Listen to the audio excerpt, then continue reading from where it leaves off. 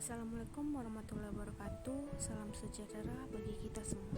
Kami di sini kelompok 10 akan menyampaikan materi tentang komunikasi, informasi dan transportasi. Perkenalkan, nama saya Dea Amelia, NPM 20 502 0056, kelas B, Prodi Pendidikan Ekonomi, Universitas Pasundan. Saya Lydia Natalia Lubantobing, NPM 20 50 280, kelas B, Pendidikan Ekonomi, Universitas Pasundan.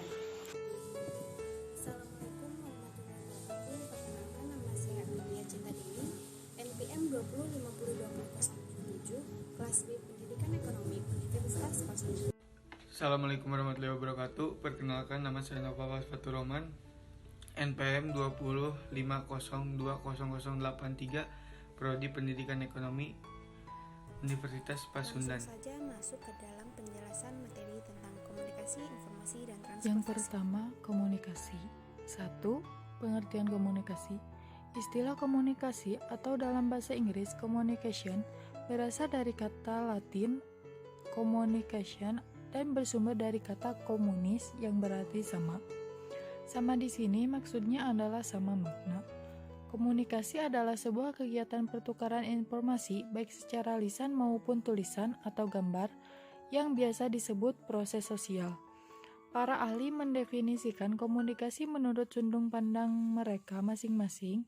Menurut Sarah dan Arthur pada tahun 1996, halaman 4, mendefinisikan bahwa komunikasi adalah suatu proses di mana sumber mentransmisikan pesan kepada penerima melalui beragam saluran. Menurut Hoveland tahun 1948 halaman 371 mendefinisikan bahwa komunikasi adalah proses di mana individu mentransmisikan stimulus untuk mengubah perilaku individu yang lain.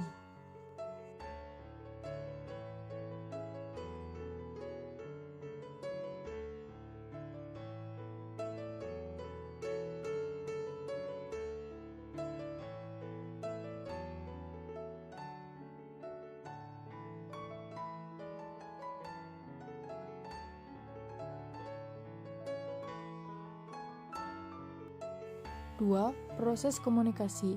Proses komunikasi terdiri dari dua. Yang pertama, proses komunikasi secara primer, dan yang kedua, proses komunikasi secara sekunder. Pertama, proses komunikasi secara primer adalah proses penyampaian pikiran atau perasaan seseorang atau orang lain dengan menggunakan lambing atau simbol sebagai media. Yang kedua, proses komunikasi secara sekunder adalah proses penyampaian pesan oleh seseorang kepada orang lain dengan menggunakan alat atau sasaran sebagai media kedua setelah memakai lambing sebagai media pertama. Yang ketiga, cara berkomunikasi efektif yaitu dengan cara yang pertama, gunakan kalimat seefektif mungkin. Yang kedua, jangan mengungkapkan pengulangan ide atau pokok bahasan. Yang keempat, yang ketiga, fungsi sosial. Jangan berbicara terlalu lambat. Fungsi ekonomi. Yang keempat, yang keenam, hindari gumaman yang terlalu sering. Yang kelima, hindari humor yang tidak perlu. Terdiri dari yang pertama, komunikator. Yang kedua, komunikan. Yang ketiga, media. Yang keempat, pesan. Yang kelima, tanggapan.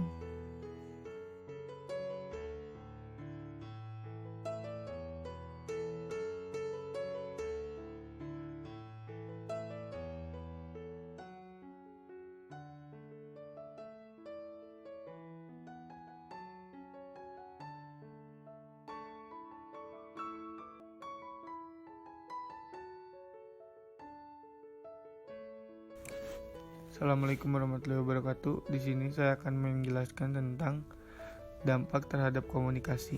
Dampak positif antara lain: A. Dampak teknologi modern. Manusia dapat menciptakan telegram yang dapat dipakai untuk menyampaikan pesan sampai ribuan kilometer dalam waktu beberapa menit saja.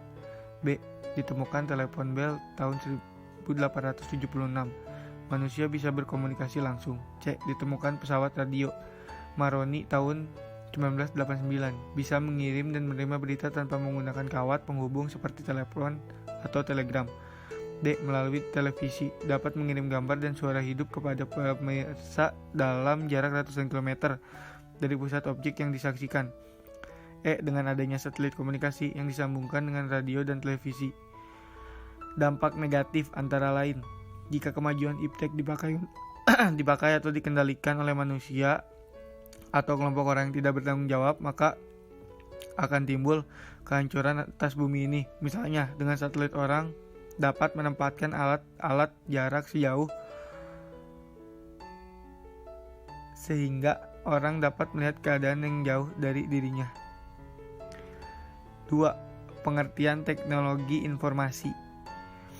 Pengertian informasi dalam bahasa Inggris dikenal dengan istilah Information Technology (IT).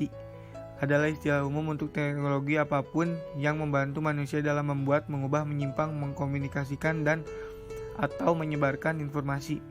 Menurut George H. Butner, informasi adalah data yang diolah sehingga dapat dijadikan dasar untuk mengambil keputusan yang tepat. Menurut Tata Sutabri, Indonesia adalah data yang telah diklarifikasikan atau diolah atau diinvestasikan untuk digunakan dalam proses pengambilan keputusan.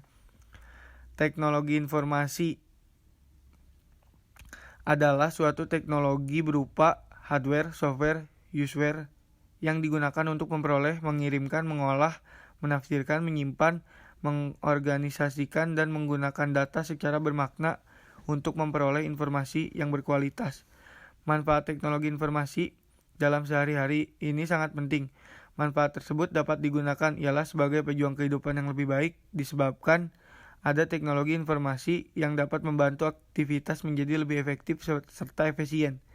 Teknologi informasi diterapkan guna pengelolaan informasi yang pada saat ini menjadi salah satu bagian penting karena 1. Meningkatkan kompleksitas dari tugas manajemen. 2. Pengaruh ekonomi internasional atau globalisasi. Perlunya waktu tanggap, respon time yang lebih cepat, dan tekanan akibat dari persaingan bisnis. Terima kasih. Yang kelima, mengirimkan data ke lokasi lainnya. Dan keenam, mencari serta menelusuri data dengan cepat dan tepat. Selanjutnya, tujuan teknologi informasi. Tujuan teknologi informasi adalah untuk memecahkan suatu masalah, membuka kreativitas, meningkatkan efektivitas dan efisien dalam melakukan pekerjaan. Jadi dapat dikatakan karena dibutuhkannya pemecahan permasalahan, membuka kreativitas dan efisiensi manusia dalam melakukan pekerjaan menjadi penyebab atau acuan diciptakannya teknologi informasi. Adanya teknologi informasi membuat pekerjaan manusia menjadi lebih mudah dan efisien. Baiklah, selanjutnya saya di sini akan menjelaskan secara singkat bagaimana perkembangan teknologi informasi di Indonesia. Di Indonesia, teknologi informasi yang pertama kali ada yaitu radio. Radio menjadi teknologi pertama yang masuk di Indonesia sejak zaman Hindia Belanda. Kemudian setelah radio muncullah televisi. Televisi muncul pertama kali di Indonesia pada siaran pertamanya yaitu pada tanggal 17 Agustus 1602 melalui Televisi Republik Indonesia atau TVRI yang berisi siaran tentang peringatan Hari Kemerdekaan Republik Indonesia dari Istana Merdeka Jakarta. Setelah lahirnya televisi, satelit kemudian ada di Indonesia. Satelit pertama di Indonesia bernama Palapa. Saat itu satelit ini merupakan telekomunikasi geostasioner Indonesia yang menjadi pencetus pertama siaran televisi semakin bagus. Kemudian masuklah internet ke Indonesia. Internet masuk ke Indonesia diperkirakan sama dengan industri pertelevisian, yaitu mulai tahun 1988. Namun internet tidak banyak diketahui oleh masyarakat pada saat itu, sebab era 1990 internet baru mulai disarakan oleh masyarakat sampai dengan saat sekarang. Dampak positif dan dampak negatif teknologi informasi bagi kehidupan manusia. Pada bidang informasi dan komunikasi, dampak positifnya yaitu kita akan lebih cepat mendapatkan informasi-informasi yang akurat dan terbaru di bumi bagian manapun melalui internet. 2. Kita dapat berkomunikasi dengan teman maupun keluarga yang sangat jauh hanya melalui handphone. Yang ketiga, kita mendapatkan layanan bank dengan dampak negatifnya. Yang pertama, pemanfaatan jasa komunikasi oleh jaringan teroris. Yang kedua, penggunaan informasi tertentu dan situs tertentu yang terdapat di internet yang bisa disalahgunakan pihak tertentu untuk tujuan tertentu. Yang ketiga, kecemasan teknologi seperti kerusakan komputer karena serangan virus, kehilangan berbagai file penting dalam komputer, dan lain-lainnya. B. Pada bidang ekonomi dan industri, dampak positifnya yaitu pertumbuhan ekonomi yang semakin tinggi, terjadinya industrialisasi, meningkat produktivitas dunia industri semakin meningkat, persaingan dalam dunia kerja sehingga menuntut pekerja untuk selalu menambah skill dan pengetahuan yang dimiliki, serta kemajuan ekonomi mampu menghasilkan produk kedokteran menjadi komoditi. Kemudian dampak negatif dari teknologi informasi pada bidang ekonomi industri yaitu terjadinya pengangguran bagi tenaga kerja yang tidak mempunyai kualifikasi yang sesuai dengan yang dibutuhkan. Kedua, sifat konsumtif sebagai akibat kompetisi yang ketat pada era globalisasi akan juga melahirkan generasi yang secara moral mengalami kemerosotan, konsumtif, boros, dan memiliki jalan pintas yang bermental instan. Kemudian pada bidang sosial dan budaya, dampak positifnya yaitu meningkatnya rasa percaya diri dan ketahanan diri sebagai suatu bangsa akan semakin kokoh sehingga bangsa-bangsa barat tidak lagi dapat melecehkan bangsa-bangsa Asia. Yang kedua, tekanan kompetisi yang tajam di berbagai aspek kehidupan sebagai konsekuensi globalisasi akan melahirkan generasi yang disiplin, tekun, dan pekerja keras. Dampak negatifnya, kemerosotan moral di kalangan warga masyarakat, khususnya di kalangan remaja dan pelajar. Yang kedua, kenakalan dan tindakan menyimpang di kalangan remaja semakin meningkat. Dan ketiga, pola interaksi antar manusia yang berubah dengan bantuan gadget yang membuat orang-orang menjadi sibuk dengan dunianya sendiri. 3. Transportasi. 1. Pengertian transportasi. Transportasi merupakan kegiatan pemindahan penumpang atau barang dari suatu tempat ke tempat lainnya. Transportasi timbul karena adanya proses pemenuhan kebutuhan. Perkembangan transportasi awalnya menggunakan teknologi yang sangat sederhana, yang didasarkan kepada pengamatan yang alamiah. 2. Sejarah transportasi. Transportasi untuk objek dilakukan pertama kali dengan menggunakan tenaga manusia seperti menjinjing, memikul. Karena keterbatasan kemampuannya, manusia mulai menggunakan rakit atau perahu untuk memindahkan objek dengan bantuan tenaga manusia, lalu digantikan oleh angin atau pengamatan alamiah di air. Setelah roda ditemukan, manusia mulai membuat alat transportasi atau sarana dengan menggunakan tenaga hewan untuk memindahkan objek. Daya angkut dan jarak tempuh menjadi bertambah. Tantangan tersebut dapat dipecahkan pada era revolusi industri. Pada tahun 1829, mesin uap yang ditemukan. Tenaga-tenaga hewan mulai digantikan oleh tenaga mesin uap. Tenaga gerak digantikan oleh mesin-mesin bakar. 3. Jenis-jenis transportasi. 1. Transportasi darat. 2. Transportasi laut. 3. Transportasi udara. 4. Fungsi transportasi. 1. Untuk memudahkan aktivitas manusia dalam kehidupan sehari-hari. 2. Untuk melancarkan arus barang maupun arus manusia. 3. Untuk menunjang perkembangan pembangunan pada suatu daerah. 4. Dan untuk menunjang perkembangan ekonomi dengan jasa angkutan. 5. Manfaat transportasi. Manfaat dari transportasi adalah transportasi mampu secara cepat, nyaman memindahkan penumpang dan barang dalam jumlah yang lebih banyak hingga ke tempat-tempat yang jauh. 6. Prasarana transportasi. 1. Prasarana transportasi di darat.